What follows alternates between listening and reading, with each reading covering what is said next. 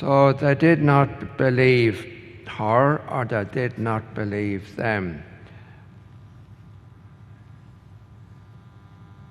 He rebuked them for their hardness of heart. Sometimes, just to qualify not believing and qualify faith for a moment, very often we regard faith as the opposite of faith as being doubt.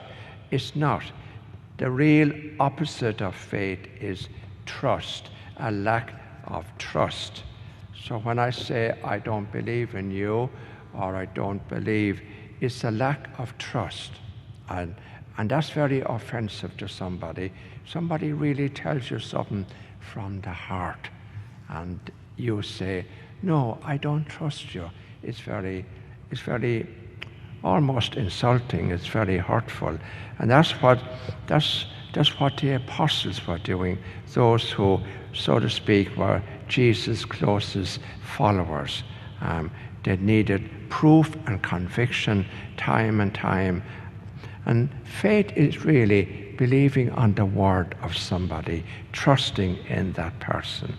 And the greatest honor and the greatest form of love we can show to Jesus and to God is to trust in him.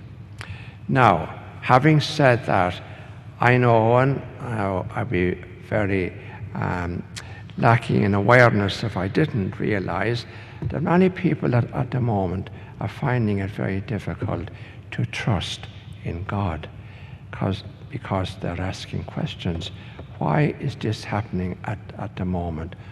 Why does God allow these things to happen in the world? Well, it's all part of nature. And secondly, suffering is a very important part of our life. And Jesus, I have to keep on saying it, did not come just to die for our sins, but he came to show us how to live. He showed us the way. I am the way, the truth, and the life. The path of suffering. Sometimes we're happy, other times we're in pain and we're suffering. It's all an integral part of life. And without going through some kind of suffering, we will never rise to new life. In other words, we will never experience the joy of Easter. We will never experience our own resurrection. And something I've often said to people in the past, when you go through suffering and you go through pain and you eventually come out on the other side, how beautiful it is. And a life well lived necessarily involves a number of what I call mini resurrections in our own life. We're down in the dumps, we're going through a difficult time, and we rise up again, and we have a new way and a new attitude, a new way of seeing things.